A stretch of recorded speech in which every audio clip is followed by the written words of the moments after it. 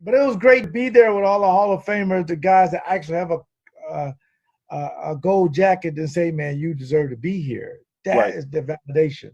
It's coming. So I think so. I really do. And I know God is good. He's always told me to be patient. I was a prop 48. I only played 3 years at Florida State instead of 4 because I had some issues with the SAT test. So I've always been behind. I had a late jump in sports because I was disabled, had club feet. And it's going to be something that I really look forward to because I want kids to know that you don't necessarily have to go to you don't have to live in the suburbs. You don't have to both parents. You could be poor, whatever. Your dreams can still come true, whatever you want to be. I think it will happen, and I'll be back on your show again when it happens with my jacket on. Yeah, it's gonna be beautiful. It's gonna be a beautiful thing. It'll be a Hall of Fame show. Like I told you the last episode.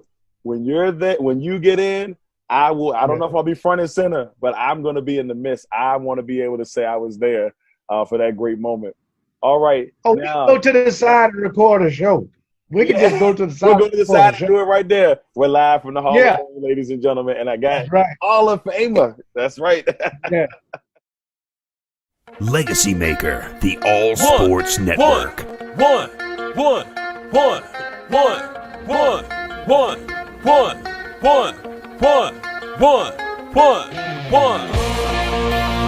Welcome to the 101. When it comes to ratings, man, we number one. I get the truth, then I give them the scoop. If anybody got a question, I give them the proof. Welcome to the 101. When it comes to ratings, man, we number one. I get the truth, then I give them the scoop. If anybody got a question, I give them the proof. Welcome to 101 at LegacyMaker Sports Network.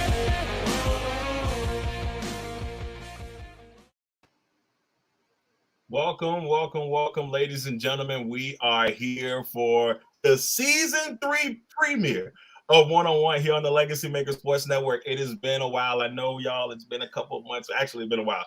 Here's January in the NFL season, but we are back to bring it in all the way up until December. We got a lot to go on, but I'm not going to talk too long. I'm not going to, elaborate too much because you see who's beside me. Ladies and gentlemen, it is my honor to have here for the Season 3 premiere, the man, the myth, and I cannot wait. I've been waiting to say it. I'm going to put it up there. The 2022 Pro Football Hall of Fame inductee, Mr. LeRoy Butler. LeRoy, how are you doing, my friend? I'm doing good, Darrell. Tell people you didn't wait for me to get in, then do the show. That's what took so long. Look, man, it's been one of those things that we know that for the longest time I've had you on the show before. This is the third time that we had you on, and those other 2 times it just felt like we were getting close, and now we are here in the moment where you belong, my man. Where you belong. Well, I tell you what, Darrell, it's been amazing for my family, and I'm just, and you know me, I'm just a happy guy because you can look at that was a few years ago, and I got the same smile on my face, and I was just a finalist because I think at some point I had to realize that a lot of guys wouldn't even be in that position, so I have nothing to be upset about. But I do understand that some guys do get anxiety, as myself, when you think you should get in and it doesn't happen. But I've always had faith, not only in my career, but faith that sooner or later it would happen, and just be ready for it. My mom used to always tell me have 2 speeches. And I said, Mom, what do you mean by this? I think I was like in 5th grade. She said, give me a speech when you make an A. That's your speech. And also give me a speech to be ready when you make a C. So regardless of when you make it, you try to be the same person. And that makes so much sense to me. And that's the first thing that would pop in my head when I did make it those last few years. Well, I mean, it was, I think the last time that we talked a little bit about it, and one of the things we talked about was, you knew the safety position was getting closer. You felt it was getting closer at the time Atwater had got in, and you knew we were getting closer, and now we are here. You are a 2022 Pro Football Hall of Famer, and that it feels right. It feels just right. Yeah, I am excited that sooner or later, I knew if they kept talking about safety, that I would be in there because being all decade, and then knowing that I was the first team all decade and wasn't in yet. So I knew it would be plenty of time. And I'm 53 years old, so I had time. But I also thought about the guys like Jerry Kramer who had to wait 38 years, or Dave Robinson who had to wait like 40 years. And most of the time, guys want to get in the Hall of Fame when they're still young so they can take advantage of it Right. because it's a huge platform. But I get it. I get it. And now that it's like 36 days away from today when we're doing this, it 36 makes me days. feel good. You gotta be prepared, though. You gotta be prepared. Now I've always prepared myself. Me and my mom worked on my speech, I think in 2003, 2004. I Uh-huh. mean, and that was amazing because she passed away like 6 years ago. And I remember one of the few things we talked about was being prepared to have two speeches if you make it and when you don't. So I'm just so proud of her. I wish she could be there. Her and Coach Bobby Bowden and my high school coach, Coach Corker Rogers. But she shaped my thinking when it comes to accolades like this because you couldn't do it without your family and your teammates. Right, right. Well, we know that she's going to be there in spirit, and I think that's Yeah, going to yeah, be yeah. it's going to be a big moment. You get up there and make it such a monumental speech because this is years in the work. So we know that it's going to be great. I know it's going to be great. That's just me tooting my horn. Let's go pack go. So I'm going to toot. You know how we do, man. We got to represent. So I'm very excited about that. I'm very excited to see you get in, my brother. Now, before we get going to all the other greatness, we have to do the check-in.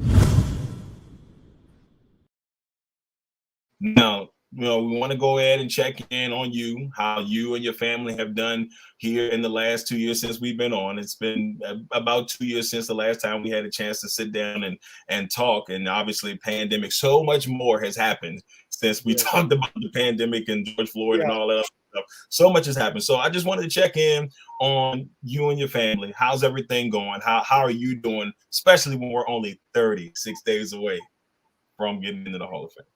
Yeah, well, thanks for asking. First of all, I appreciate that. I have a really a lot of faith in God and my mom and what I believe in and the kind of person I am.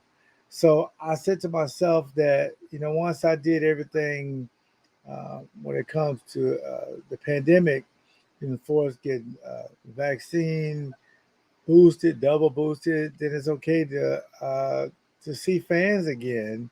And when everything started to open up, everything was fantastic. My wife, we pretty much managed the kids. Two kids have graduated right in the pandemic. I had another grandbaby right in Congratulations.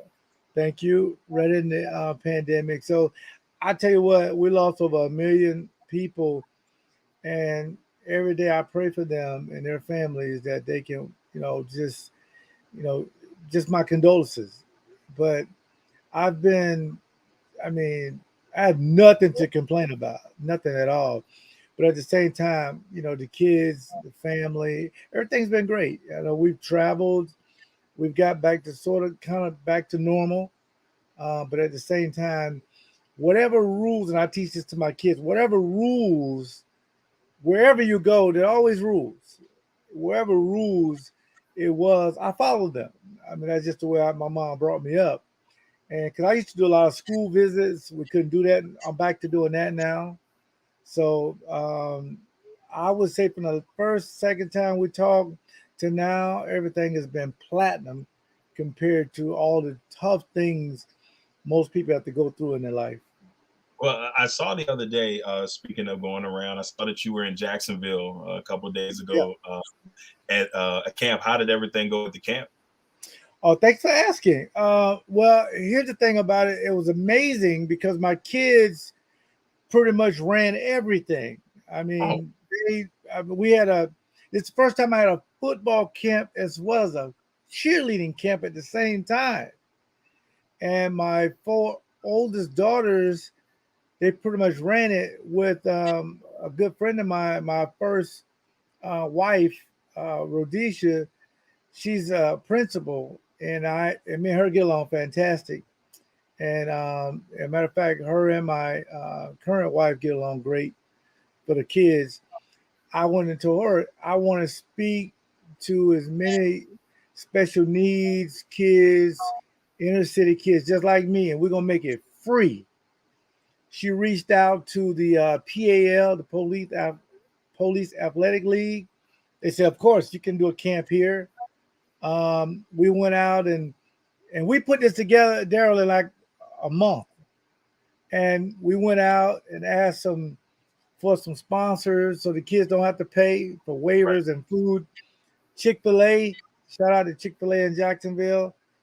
How many sandwiches you need, whatever you need. I almost What? the people ain't just companies are not just giving stuff away. Right. Miss Mary, she runs the PAL in Jacksonville at the Ed Austin Field. And these kids, they couldn't believe it. They said, wait a minute, we just saw you on TV, the Hall of Fame, and now you're here doing a camp. I said, this is what I do because I want you guys to be able to see a Hall of Famer and talk to him. Right. And it was great. We had kids from 7 to 17, boys and girls. We had 18 coaches that volunteered. We had like 65 cheerleaders. I mean, it was great. I mean, it was one of the best camps I ever had. My next camp is in Brown Deer in Wisconsin, kind of the suburbs of Milwaukee. That's July 23rd. So I'm just so excited when I see these camps and see these kids, man. They don't have a worry in the world. All they got to do is just come. When you're tired, we'll give you a break. When you want to run, we'll let you run. And the parents, if you want to come inside the rope and be a coach, come on. We can't pay you nothing. Volunteer. This is volunteer. Volunteer. But we had some parents with some special needs kids, and one father in particular, he was a Bears fan too. He was watching his son closely. I said, "What's going on?" He said, "My son, he has a mild case of autism." I said, "Where is he?" He said, "There he is." You couldn't tell him from the other kids working hard, and he's a big kid too. I said, "Well, you need to come in the roast. He needs to see you so his anxiety feels better." Right. He almost cried. He said, "Well, they got these ropes up." I said, "Yeah, come in the roast. That's for unruly parents. Come inside the roast." I said, "That's for Viking fans and Detroit fans. I'll let Bear fans in." So we just having fun. And he came in and his son saw me. He thought he was leading the pack. So I just appreciate my hometown in Jacksonville, Florida for supporting me because, again, I mean, how many people do a football camp, a cheerleading camp with their ex-wife in a city that it didn't play sports, I mean, professional sports Right. with their kids? I mean, that is unprecedented. So, I mean, it was awesome. I had so much fun. I'll be honest with you. I think the only person that I can think of off the top of my head that's probably got that type of relationship would be The Rock and his wife. And the way that they was the ex-wife and they started the XFL, it's just you and The Rock, my man. It's just you and The Rock. You can't beat it, man. All that arguing. The kids kind of look back at you and say, okay, y'all getting a divorce. What they got to do with me? Okay, but what's two Christmases? Like, that's all. It was like, look, 2 Christmas to be happy. That's all they care about. I'm gonna get 2 Christmas. That's all I care about. Yes. Well, I love it's great to see the family and everybody are doing pretty well on that. Yeah. And I think that's time that we talked to you. You hadn't gotten married, I believe, not too long ago, or you were recently married. So now in the year 2, everything's going well. I'm glad to hear that. Definitely glad to hear that. Yeah. So my wife Genesis, she's great, man. She's the best thing. Matter of fact, as you know, she's one of my presenters. She's going to present me as well as one of my favorite teammates, Gilbert Brown. Hey. So I'm pretty excited about that because they said not many people choose their wives or family members or teammates to present them. Right. So I was honored to do that. That's awesome. I can't wait. Great, baby. Let's go. All right, now let's get into a little bit of NFL news. Obviously, the NFL lately kind of want to know where your stance is on how things have been going because the NFL as a whole right now has had some good moments, but it's been a lot of crazy stuff too. Obviously, the two biggest, the Deshaun Watson situation has been up and down and up and down. The Commander situation with Daniel Snyder. Just want to hear from you on your thoughts on how the NFL is going right now and in those particular situations. Well, the NFL really is like a down period now because free agency pretty much it always goes on, but the big parts of it is gone. The draft is gone. Guys will maybe get released maybe the first couple of days of July, but that's pretty much over with. Teams are rosters are pretty much set. That's why the Deshaun Watson thing is very relevant because Cleveland needs to know that who's going to be their quarterback, and they still got Baker Mayfield on the roster as well as Jacoby Brissett. So, and I'm assuming as we shoot this today on Wednesday the 29th, they're going to talk again to find out what's his punishment to be. Now the NFL, they don't need to wait on any kind of criminal charges or anything, although two grand juries chose not to criminally charge him. Two things can be true. He can, in his mind, not do anything wrong. Right. He could be one of the creepiest guys it could be. It could be. Right. But Cleveland is saying, what they got to do with us? We're trying to win. We won't. Games. We got a guy still in his prime.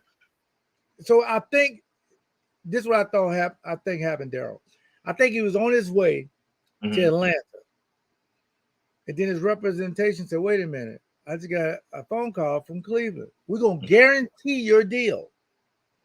And we're going to make it as a signing bonus so you can get some of that money up front so you can settle some of these cases.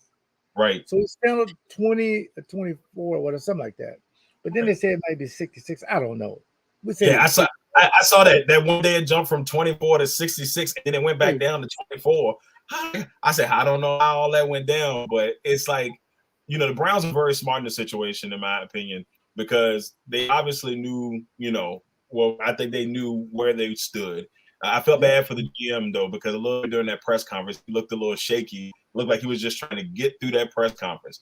But the Browns had a contract to where it's only the first year, they only it's like a base salary of $1 million this year. So if he's not there and they suspend him for that $1 million, he only loses out on $1 million. And then so he's gonna have, and so next year when he's ready to come back, Deshaun Watson will be 27, 28 years old. And he did miss 2 years of football, but he's not a player that you can just see like, oh, he's just gonna go away and his talents are just gonna go away. We're talking about a very impressive young man. The only thing that would worry me is mentally, will he be back where he needs to be after everything that's went down? See, I would even require him when they suspend it. I think he will get a year, but the union has to defend that. Maybe it'll get they'll appeal it, get it down to maybe 10, 12 games. But he has to get some therapy because for some reason this guy loves massages, man, from strangers. The massages on the chain. It's some crazy stuff when you read it. The consent forms and all that stuff. I'm like, well, how are we getting consent forms? Like, it's like when all that mixed into it, and the Texans had a hand in this, and they think they slick. They think they slick about it, but the consent forms and all that stuff, it's just there's something. When it all comes out and we know the complete story or close to the complete story, it's going to be fun or very interesting to see. Yeah, I really do. When I heard about the Texans, I just don't know. The lawyers get involved with that. And, I mean, this breaking news, all teams do stuff for their star players, especially the quarterback. Right. But as far as he got to take the L on all this, man. I don't care what the team did. This guy, man, is just, like I said, a creepy guy. But that's why, full disclosure, I don't get massages. I don't, man. If it ain't from my wife, I rather just leave it alone. Yeah, man. Don't put yourself in a bad spot. Exactly. Don't put yourself in a bad spot. Like, look, they out here. Things are crazy nowadays. And like, if it ain't my wife, I don't want it. I don't want it. Now, before we move on. Real quick, I just don't know with Cleveland what they're going to do with Baker, but they'll figure it out. They'll have time to do it through the summer. Well, I mean, if the whole situation with, Carolina, we still don't know. Baker says he's not playing for him anymore. So they can't force the guy to play. They're not going to drag him on the field. Jacoby Brissett is going to start if Deshaun's not playing. So they've got to figure something out with Baker. Jimmy Garoppolo's kind of still out there in the wings. I've heard 3-way trades between him and whatever. Something has to give. I wouldn't be surprised if Cleveland tries to trade for Jimmy G to maybe supplement the time until Watson gets back on. Who knows? Who knows? If I'm San Francisco, John Lynch, my boy, ain't no way I'm getting rid of Jimmy G. Trey Lance can wait another year. As long as Jimmy G has been there, they've been in the playoffs and went to a Super Bowl. Right. If you put Trey Lance in there and continue to develop him, same thing as Jordan Love, you're not going to be in the playoffs, and you got to almost start over. Shanahan loves to win. He needs time. He'll stay there. He definitely needs time. I agree. I felt like they should keep Jimmy G only because Trey Lance eventually is, obviously he's got the talent, and we've seen a little bit of it, but I don't think he's there yet. Before this season, he didn't even play the year before. So it's like, I wouldn't be so easy to give up Jimmy G myself, but we don't know if their relationship is tarnished, or we don't know where that's landing. And they don't want no Baker Mayfield, man. Come on, man. Even for $18 million is cheap for a quarterback. Nah. Baker, what Baker needs to do is play his cards like this. Stay in Cleveland. Deshaun Watson is not going to be there. Right. And the last time they was in the playoffs were with you. They'll be crawling back to you. So just stay there. The team will come to you and say, man, you need to play. Otherwise, they can fine him if you don't want to come in and build because he's under contract. Right. But I just, if I'm Baker, man, just sit tight and just assume you're going to be with the team and just keep working out. I say go in there. If you play well, you're a free agent next year. Then people are going to be begging for you instead of like, I don't know if I want Baker, because that's the reaction most teams like. A lot of hesitation. Draft the guy. Like, I'm not sure, but you still have a chance to go in there. The accusations of not being an adult. You can go in there, show that you are an adult, handle your business on the field, and then leave. I mean, it's all possibilities. So, but now before we get on to Packer news, because we got to get into that green and gold. Any thoughts on the Commanders situation with Daniel Snyder? And if they're going to, sell this team, or is he going to still be there? I mean, do you have any predictions on this? Because for me, it feels like the whole situation. It feels like every time something good happens for the Commanders, something bad happens for the Commanders. Or something bad happens for the Commanders, maybe something good will happen. So what are your thoughts on this? Well, Jack Del Rio didn't help it, okay? Nope. He didn't help the situation. But he's not even the issue. The issue is the ownership. Are they going to force him to sell it? That's a great franchise if it's run correctly. But I don't think Congress should be involved in sports like that. I really don't. I mean, the problem is they don't want the NFL to do their own oversight. But let the NFL kind of do their thing. They'll try to figure it out. But it'll be just like you trying to get rid of me and I'm your boy. Because all the owners like Daniel Snyder. They're not going to get rid of him. But, I'm a Christian young man. You have to, if something is messed up, give people a chance to clean it up. But if he did anything wrong, as was Kraft, when he got into a little something, the players need to be held accountable. And I don't know if losing your franchise is the way to do it, but maybe you should probably step back for a while and let somebody else run it. And maybe you should be suspended for a year or something like that. But I don't know about taking people franchises if there was never criminally charged. But again, it's the NFL. You don't have to be. That's true. Because a good friend of mine, very good friend of mine, Jerry Jones, I love Jerry Jones, man. Jerry Jones Jerry Jones got a player's mentality. Right. He's a businessman. He's just a great guy off the field. I'm just somebody as a person. So whatever, allegedly him and having a baby or whatever, they got to figure that out. Because if it was a player, having kids like that, America would kill them. But I just think that the NFL, I'll say this, the right guy's at the committee. He's the right guy, commissioner. Roger Goodell, because I knew him as a player, he's a good guy. And then he's surrounding himself by good people. So we gotta kind of step back and let them kind of work things out. Because again, the NFL is king. I mean, True. they got everything, but they still need to be held accountable. But sometimes before I try to police somebody, I let them police themselves, and that way, if it didn't go far enough, but having Snyder come before Congress, I don't know what that'll prove because it seems like everybody knows everything. But I'll say this, wrapping it up, they need to just pay John Gruden his money. Yep. The Raiders just pay him his money. And that even shouldn't be an issue because I don't understand how all this stuff come out about Gruden and y'all force him out, but nobody else got held accountable for that. So it's crazy. Yeah. I'm telling you, it's crazy how it works, especially with, there's been a lot of suspect stuff from owners here in the last 6 months. The Dolphins owners were Flores, obviously the Texas situation. And then within DC, and it just feels like that, some of these owners have, and Jerry Jones, I guess you could say, but a lot of them have been in these crazy scenarios. And if these were players, we'd be talking a whole different thing. We're talking suspensions, we're talking this, we're talking that.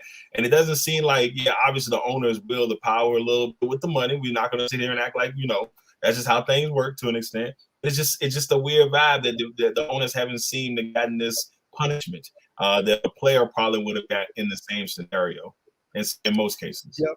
No, I understand. But other than the Packers, who Murphy is looked at as our owner, but we have a board, put the Packers to the side. Jerry Jones, the best owner, because he protects his players.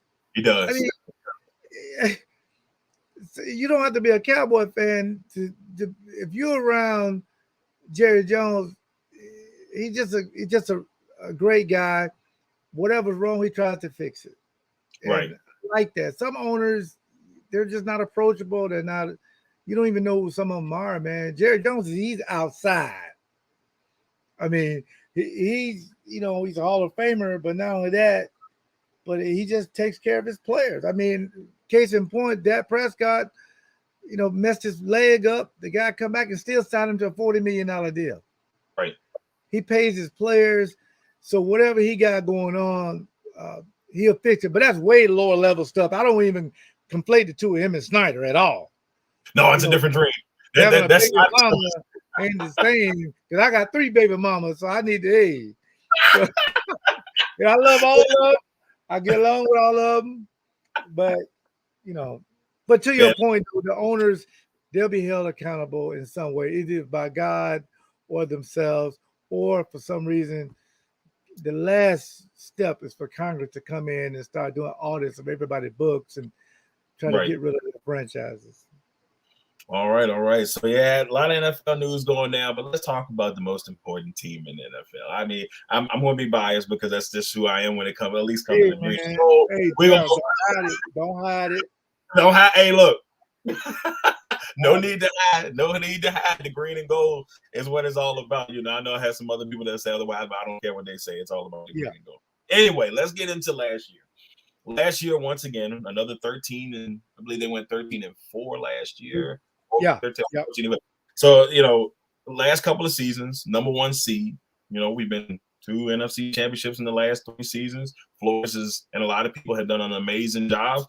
Some people see him and say, oh, man, we can't get to the big one. Well, this has been going on for years, obviously.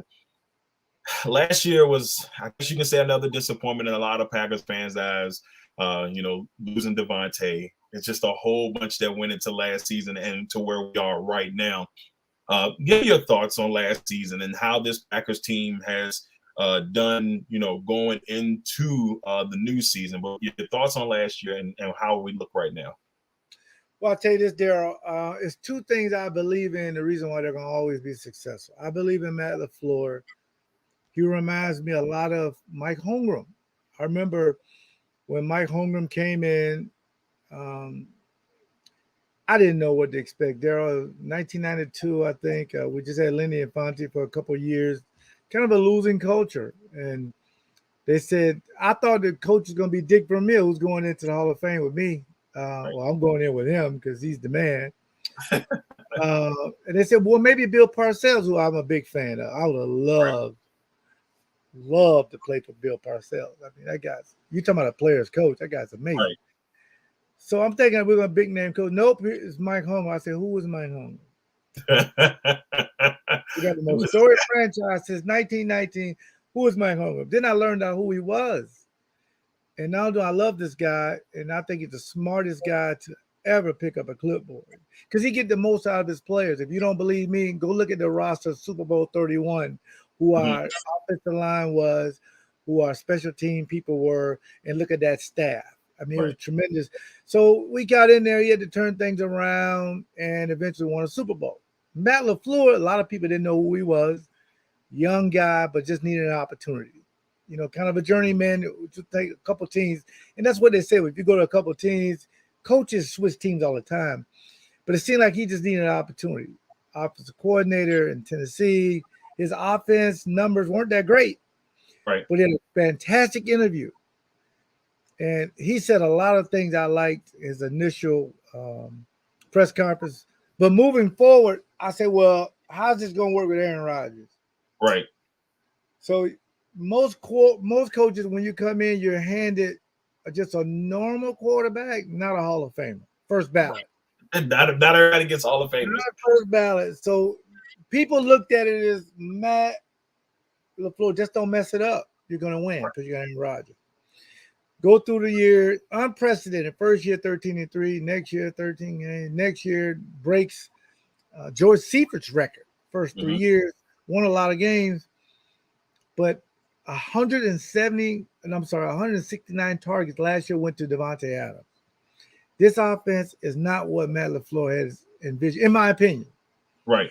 He envisioned two things happening for people to give him credit because he won't get any credit up until this year. Oh, you got Aaron Rodgers. He's supposed to win games. But he can't be Shanahan. He can't be like McVay and go to McVay with the 2 Super Bowls, just won one. Those kind of his colleagues who we judge him as in the NFC.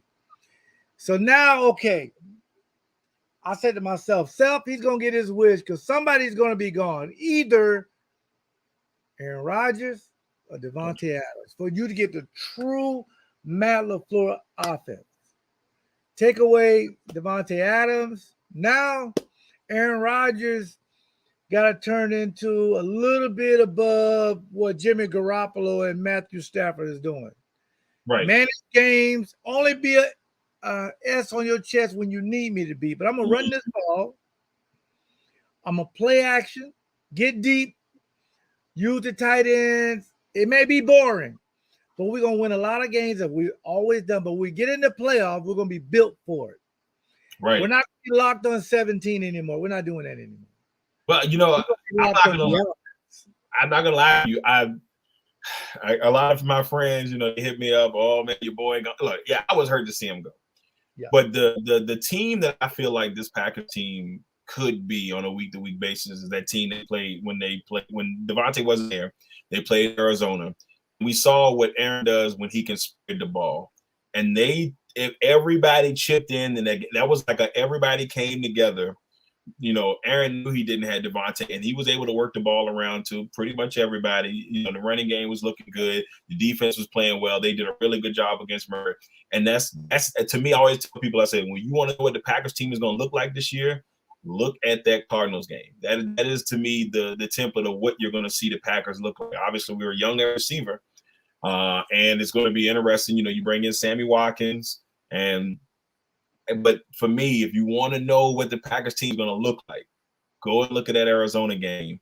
In my opinion, improved defense through the draft. So that's what I see. You want to know what Packers look like? Look at that Arizona game from last year. No, that's a great point. Even you could throw in the Kansas City game where 8 people caught passes. I mean, Josiah DeGuara, there's a lot of pressure on him at tight end, but A.J. Dillon this guy's an amazing running back.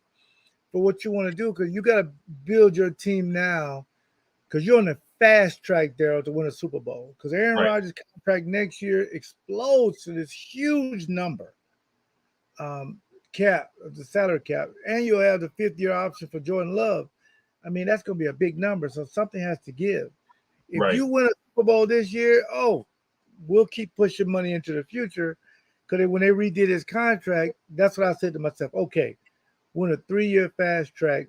We're going to really see. So what's the difference there? Say they win 10 games and win the Super Bowl. Who cares? I don't Winning care. 13 I know. I don't care. I don't care. Winning 13 games and losing at home again is just painful. It's rough. So, It's rough. so I think you'll see Matt LaFleur run his true offense. And I know Tom Clements is coming back. Yes. Stenovich, the new coordinator. And I think that's a good sign. Stenovich, because he's the offensive line coach, he can say, no, let's run this football. And Right. Aaron got to be okay with 25 attempts, maybe 20 attempts. Well, You're going to run that football. I think he's going to be all right with it. I mean, you got to think about Aaron Rodgers is I'm going to way be in the minority. People think, nope, he won't be happy. But if you look at his numbers, he always threw for 250. He was fine with it. He's got, I told people for a while, Aaron Rodgers got exactly what he wanted. This master plan that he put together last season was masterful from this point, like last year all up until now. He wanted to be a Packer. And he never said he wanted to be traded. People used to blow my mind. Your boy want out. He doesn't want out. This is all going on because he wants to stay. He is invested in the Green Bay community. He's an owner of the Bucks. He loves Green Bay. He doesn't like the way certain things were going along, in his opinion, and he wanted to be there. And that's the thing I always try to tell people. Like, he wanted to be there. This wasn't, he wants out. Yes, he threatened, or the illusion was a threat that he wanted out. I never thought he wanted out. Everything kind of fell into plan. He's getting paid. He got pretty much got the guarantee he wanted that he will be able to finish out his career in Green Bay his way. And that's all he ever wanted. And he got exactly what he wanted, LeRoy. That's exactly what he wanted. And to me, I used to tell people, like, y'all think he's leaving. He's not going anywhere. If he can help it, I promise you he'll be back next year. So it felt good. I gave people space to feel that way because sometimes Aaron sent these subliminals. But I agree with you. At the end of the day, he ain't going there. Right. Okay. He didn't want to go nowhere. No, I mean, you got to understand about legacy and being a two-time MVP sounds good, but two-time Super Bowl champion sounds better. It sounds better. So, without Devontae Adams, I think they're on the fast track to win it. But I think the reason why I'm going in the Hall of Fame, Darrell, is because I love being coached. Right. I really do. Sometimes, players, and me and Brett, we used to talk about this all the time. Sometimes players like, I don't really need coaching. I just need some managing. I don't really need coaching. But they got to figure out a way to make it work. And you're right, also a great point. They gave Aaron everything he wanted. So much brought Tom Clements back. Right. So you have it. It was brilliant on the Packers. We gave him everything he wanted. Check. If this thing don't work, it ain't on us. We did everything. Right. We did everything you wanted. Everything. And so I never thought he was going anywhere. Me neither. And maybe people say, "Oh, you biased because you're a Packers fan." I said, no. I said, y'all have to understand the organization, because you got Packer fans that are just, you got those Packer fans that are just like, I'm not gonna say delusional because I don't want to trash my fellow Packer brother, but there are some that don't. They look outside of the box, and then there's people that look inside on exactly what's going on. He got everything. Like, I think him and Devontae knew when the season started last year where this was going.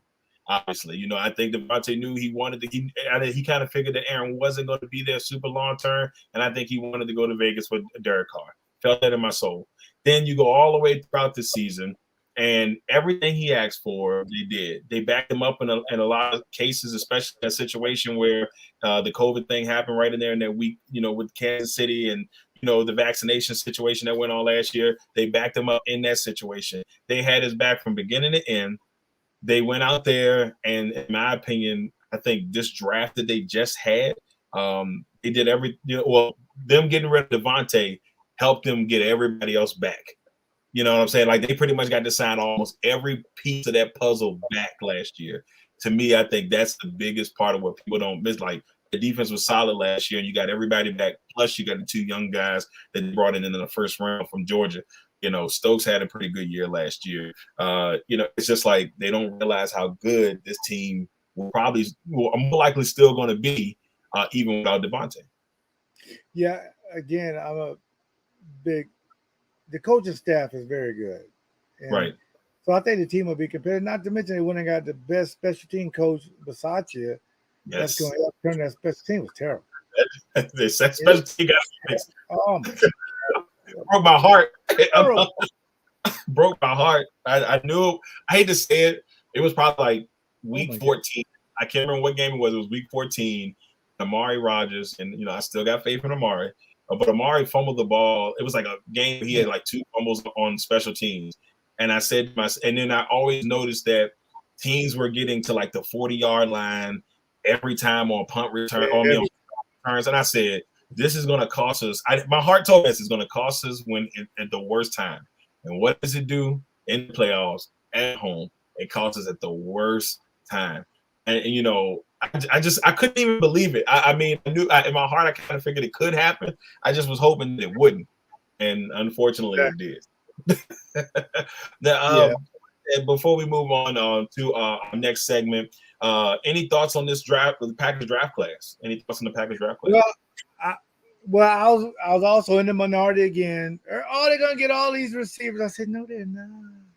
Right. I get 2 receivers. I mean, what bumper sticker you've ever seen, and it says offense win championship, right? Defense win championship. So I always thought in my heart that they would draft for special teams, defense, and just try to manage games. And when they didn't get a receiver, people are irate. You look at Quay Walker, okay, they'll get a receiver next. Then they got Wyatt. Oh, what are they doing? They're getting bigger and stronger and faster. But they came back and got Christian Watson. Matter of fact, me and his dad played with the Packers. He was with the Packers.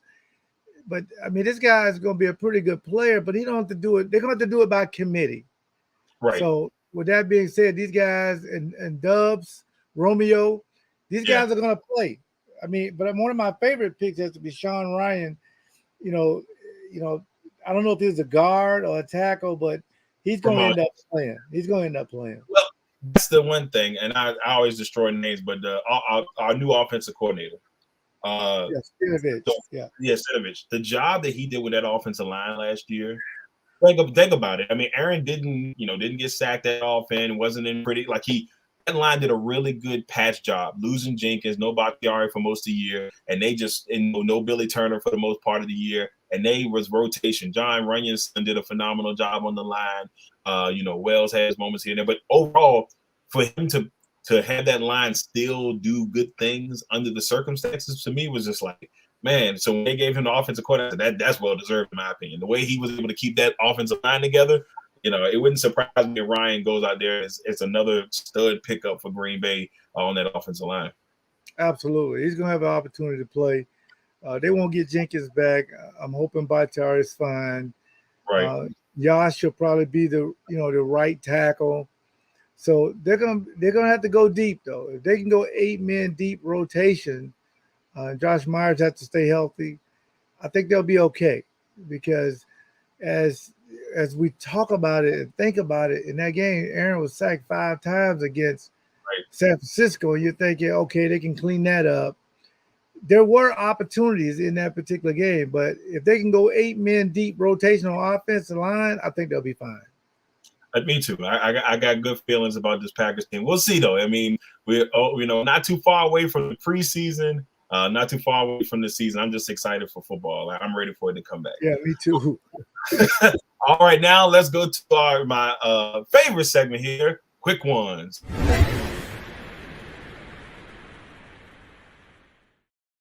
All right. So the way Quick Ones works for those who are new to the show is I'm going to give a phrase here or say a phrase, and then LeRoy is going to give us his thoughts on that situation. LeRoy, are you ready for Quick Ones? Yep, I'm ready. He is ready. So let's start this on one all proper. Players beef. There's a lot of player beef going on, and in multiple sports between journalists and players and players and players. What are your thoughts on all this players beef that's been going on? I don't know how they have the time, Darrell, to do all this, but I just don't like to see player on player. Draymond and Big Perk. I like Big Perk. Um, I think players who are playing like KD, because him and Barkley go at it, Shaq. I think sometimes, and I think KD has a point though, that the older guys that's retired, they're a little jealous of what the money these guys make, and they shouldn't be that way. But I think it's a way to fairly judge a guy without tearing him down. Now, what the stuff that Skip Bayless does with Russell Westbrook, and maybe I'm biased because I'm a Laker fan, but I think it's uncalled for. I think it's silly. I think it's childish. You can say everything about him and just call him by his name. And I think sometimes players should be more thick-skinned. Just ignore it. Don't even respond to it. It'll go away. The best man that just put his chin up and I'm keeping it moving, y'all ain't gonna bother me. So you can't react to every single thing. You can't have rabbit ears. But then again, the media, you have to be respectful. Now, the one that really took my cake because I'm a big Shannon Sharp fan is Shannon and Richard Jefferson. I'm like, okay, y'all got to clean this up. Right. But both of those guys are in the media in opposite sports. But I'm going to assume that's going to blow over as well. Yeah, I'm hoping so, man. Yes, from the media front, for a lot of media people, they love that type of stuff. Yes, it is interesting. It does keep, people's, paper sold or whatever media apps on fire or whatnot. But it is kind of hard. It is kind of a little tough to see. It's interesting some of the things that are said from time to time, but hopefully they'll clean that thing up, man. Because I don't want to keep, I don't want to keep seeing all that beef, man. Like, sports supposed to be fun, man. You're supposed to be enjoyable. Competition is cool, but sometimes they be crossing the line. They be crossing the line. Talking about fighting each other and all that. I don't like the beef. I'm a fish guy anyway. So we got to figure out a way for if you're a media guy, you can judge a guy, you can criticize a guy, but I think you should use their name and be professional. Be professional. And players, if you're making, listen, if I was making $25 to $30 million, you can say what you want about me. If you Kyrie Irving, it shouldn't even bother you what Stephen A. Smith say about you. It shouldn't even bother. Y'all African-American men, at the end of the day, two African-American guys should not be attacking each other when both of y'all make lots of money. Lots of money. A little bit of money. Lots of money. Next one. I wouldn't be worried, but go ahead. The next one on quick ones. Your favorite non-NFL star, your favorite sports athlete that's not an NFL star right now. Who's your favorite guy right now? Or I have a few. Steph Curry, man. Yes, Steph Curry. His family, his wife, his kids. Having a dad played in the NBA, that's platinum. And being a shooter myself, I just love what he stands for. The guy is just fantastic. And of course, I'm a huge LeBron James fan. And Giannis, I got a new movie called Rise. I want everybody to check that out on Disney Plus. These guys are family guys that come with everything you want in a person, especially Giannis, man. This guy from Greece came over here with nothing, drafted by the Bucks, won a championship after 51 years.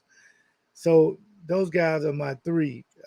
So by far, big. I like the list. I like the list. I can't be mad at that. And it's funny because Giannis probably my number 2 guy right now, and Steph Curry for me. Even though I'm a Miami Heat fan, Steph Curry is just a joy to watch on the basketball court. I don't care what anybody. When the game of basketball is so much about, has always been about dunking and the highlight reels for the most part. He changed the game. 3-pointers have always been a part of it. The way let's be honest with you, in the NBA, it's all about the people who change the game. And we can't sit here and lie and say that, that Steph Curry hasn't changed the game. How many kids are out here in high school now shooting 85-foot threes because they see Steph Curry doing it, and they're out there, they're modeling their game after Steph Curry, and that's people are not modeling their game after LeBron. I mean, because that has happened as well, but it's just the game changed a lot. Going to that 3-point line before, on a fast break and shooting a 3 on a fast break, which didn't happen a ton, happens a lot now. But yeah, I mean, I love Steph Curry. I'll add one more too, since you're a Miami fan. Dwayne Wade is a platinum person because he proved that celebrity marriages will work. Some of them don't work, but they work with him and Gabrielle Union and their kids. I just love their family. And one day I grow up, I told my kids that one day I grow up, I want to be just like Shaq, because he's a billionaire that try to act like he's not, but he helps so many people. And Dwayne Wade is just like changing things for people. I'm just so proud of Dwayne. I really am. Right. Even thinking about him, I get emotional because he's just so on point with everything, and I appreciate that. I love Dwayne Wade. Man, I can't. Dwayne is such a platinum, man. Platinum. I tell people he's a Heat lifer, man, and just like he is the Miami Heat. Besides my favorite Miami Heat player, Alonzo Mourning, he is the Miami Heat. So much love to my man Dwayne.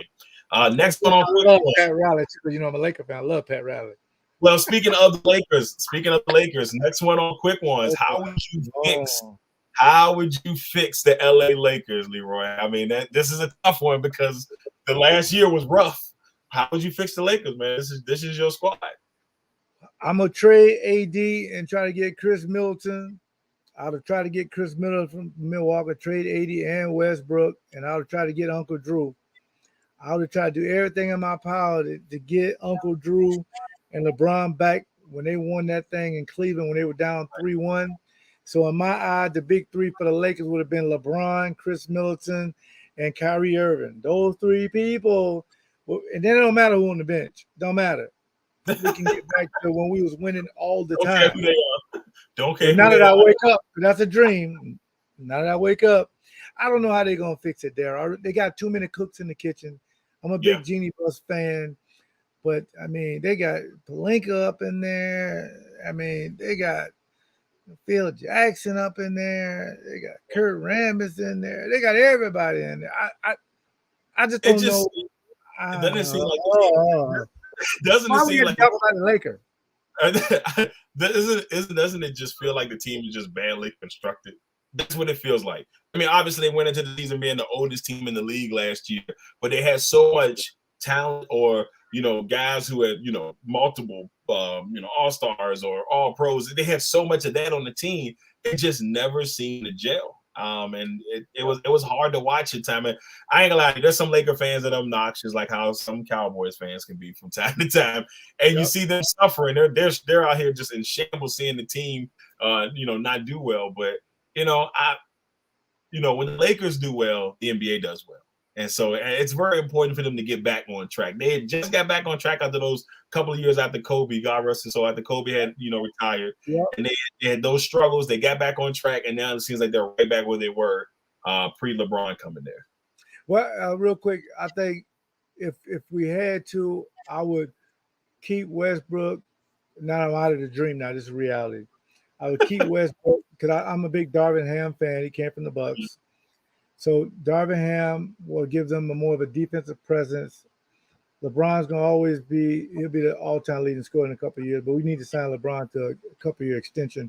Right. And I would try to trade AD for another piece, another shooter, and then try to build the bench up. Because you can compete in the West if you got LeBron and get Westbrook back on track and get another score, somebody around 20 points. Right. Because you're not going to beat Dallas. I mean, even the Clippers, I don't even want to get to Golden State because you're not going to beat them either with just those three, because you can't really count on AD if he's healthy or not. But if AD is healthy, it's different. But he's never on the floor. He's never. That's what he's never on the floor. No, I get it. But if he's right, I'm sorry, LeRoy. There's no answer for him. I know it hurts. I know it hurts. I'm one of those delusional Laker fans, okay? But it's okay. It's okay. That's your squad. I believe that's in how Westbrook. I believe in that's how Westbrook.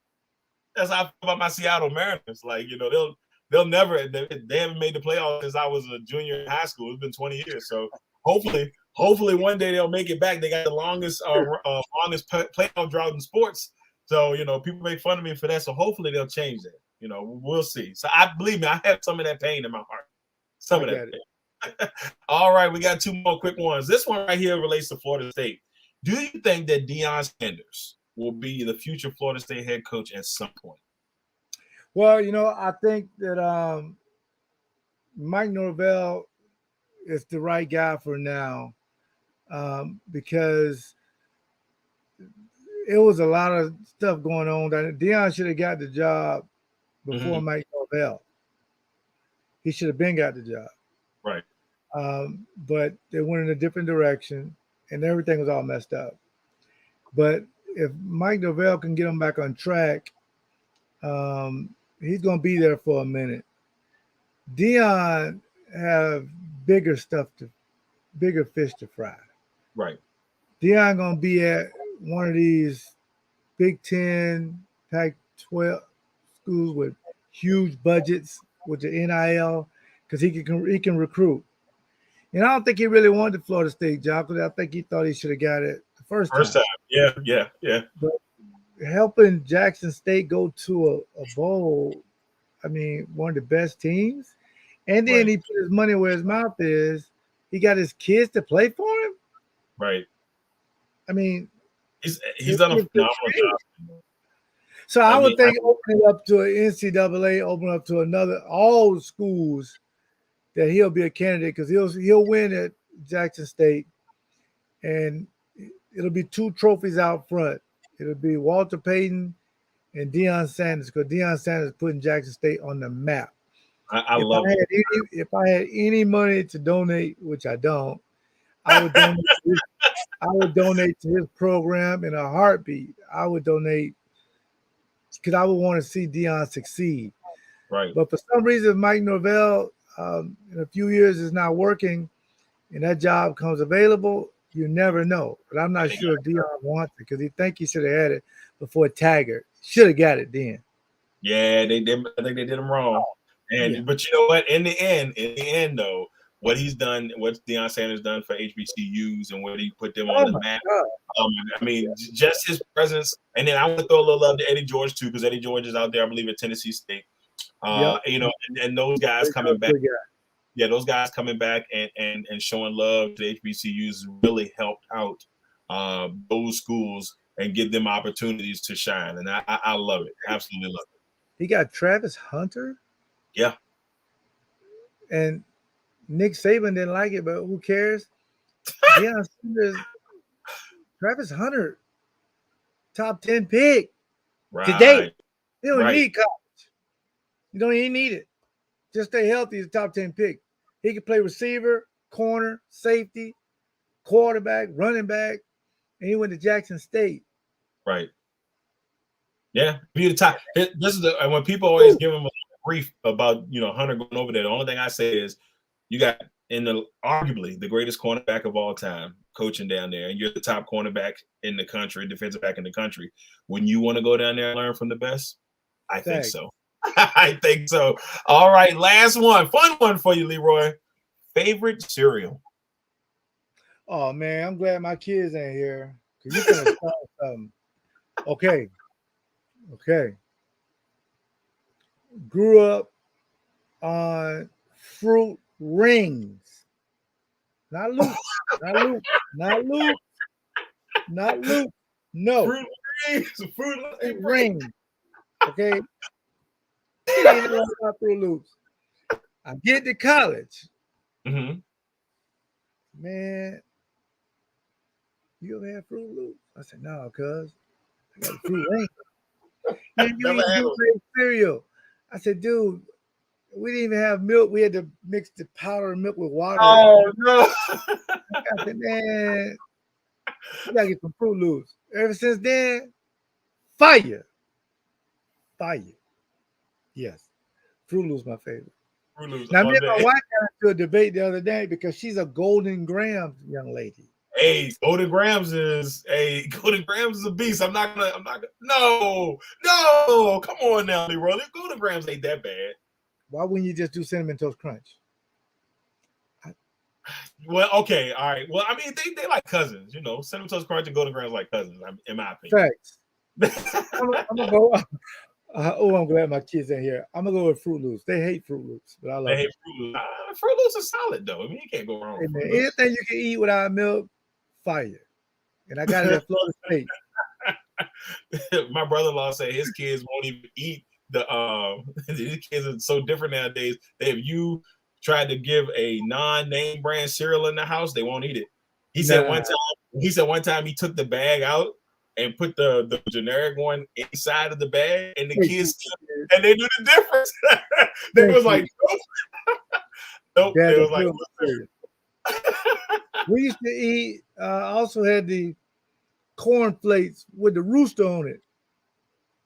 You know, the rooster little thing was red.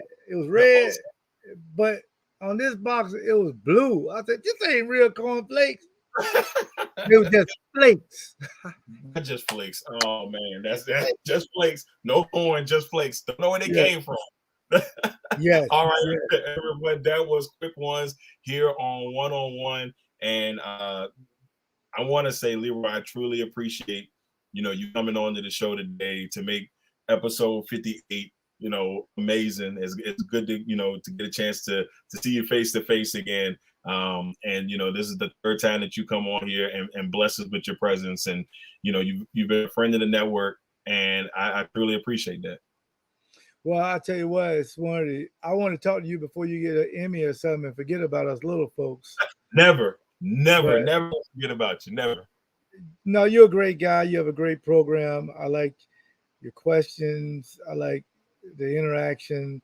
You're one of the few guys that has my personal number. So that means I trust you, my brother. And anytime you want me to come on, no problem. I gave you my word on that. That's why I like when you played the previous episode.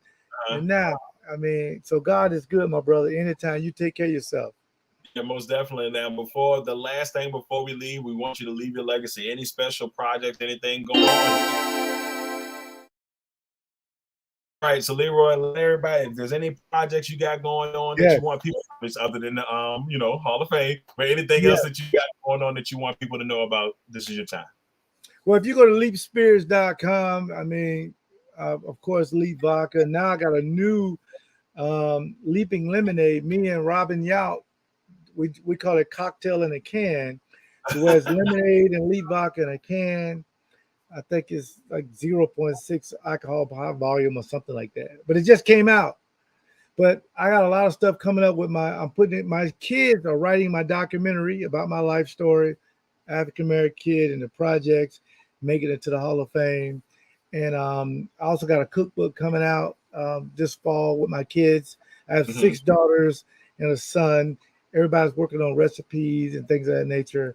I think I would like to be one of the most accessible Hall of Famers ever to interact with my fans. So you can follow me on Twitter at Leap36 and, of course, on Facebook at Leap36. But more than anything, I just appreciate any kind of platform to get new people to find out my story, because my story is very important. And you can always go to LeRoyButlerInc.com for more information about what I'm doing and things of that nature. But more than anything, my brother, I appreciate your time.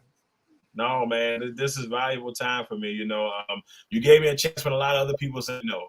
And, I've had a lot. Shame on, as the same thing I said, shame on them, and it's hard, starting off from scratch in this industry, but you were a person that gave us that opportunity on Legacy, and we truly appreciate that support that you've always given and being a true friend. It's really an honor to say that me and you are friends. It really is. Absolutely. All right, everybody. That is episode 58 of One-on-One here on the LegacyMaker Sports Network. Next week, episode 59, my man Mike Patton will come on his podcast, Touring the AFC South. Mike has been on fire lately, and so we're going to have him on, and he's going to talk to us and talk about his life and his career. Once again, everybody, I'm Darrell Owens, LegacyMaker Sports Network, Hall of Famer. That's right, baby. LeRoy Butler. Thank you once again, brother, for joining us. We truly appreciate it. Take care, Darrell. All right. Peace out, everybody. LegacyMaker, the all sports network.